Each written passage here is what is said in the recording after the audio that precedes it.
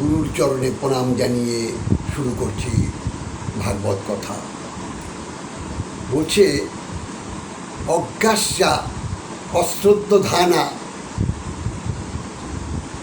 সংশয় আত্মা বিনশ্যতি ন্যায়ং লোক হন্তি ন পর ন সুখং সংশয়াত্মা ন। তো বলছে যে অজ্ঞ শ্রদ্ধাহীন সংশয়াকুল ব্যক্তি বিনষ্ট হয়।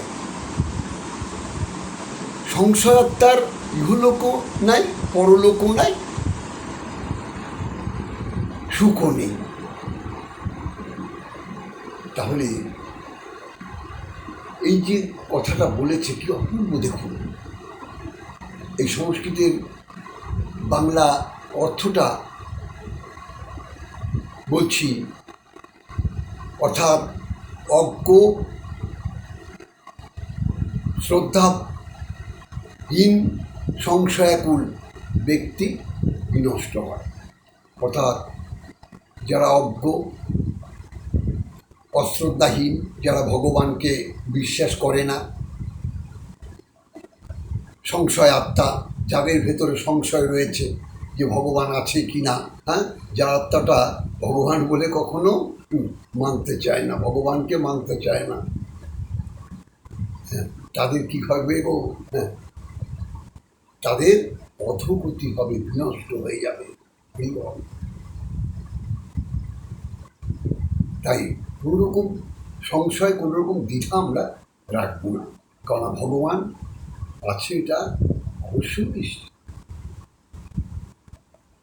অজানা কি জানো?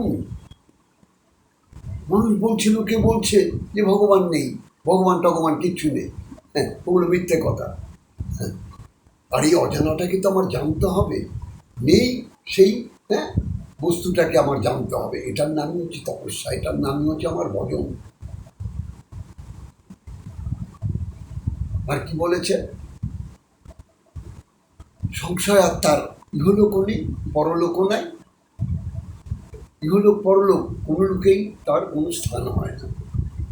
পরিবার এই ভবসিন্ধু মাঝে, এই সংসার মাঝে তার যত সে পণ্ডিত হোক, যতই জ্ঞানী হোক, তার আসা যাওয়া সার হয়ে যাবে জন্মে জন্মে। কারণ ভগবানের চিন্তন করে, ভগবানের পথে থেকে, যাতে আমার কোনো সংশয় নেই যে না, আমার এই যে শ্বাস প্রশ্বাস নিঃশ্বাস, জন্ম মৃত্যু, জরা ব্যাধি, এগুলো আমার কর্মফলে আমাকে ভোগ করতে হচ্ছে।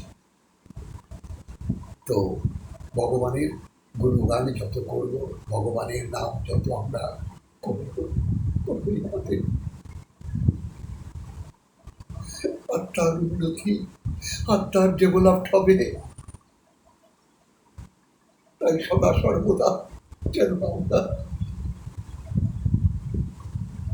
মনের মধ্যে কোনো কিন্তু দ্বিধা না রেখে সদা সর্বদা ভগবানের গুণগান করব, ভগবানের নাম চিন্তন করব। এটাই তো আমাদের মনুষ্য জাতির একমাত্র কর্তব্য। ঈশ্বর আছে সত্য, কিন্তু তাকে জানতে হবে। নাহলে আজ ভারতবর্ষ সাধু সন্তের দেশ, সনাতন ধর্মের দেশ ভুলে গেলে চলবে? যত সাধু সন্তের জন্ম এই ভারতবর্ষে, কোথাও নেই, পৃথিবীর কোথাও নেই।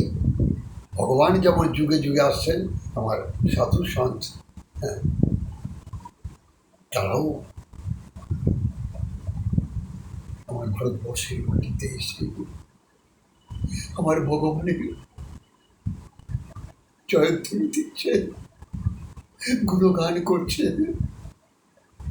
মানব ধর্ম, সনাতন ধর্মকে তারা এগিয়ে নিয়ে যাচ্ছে। জয় রাধে, জয় নিতাই। আপনারা ভালো থাকুন, ভগবানের গুণগান করুন। আর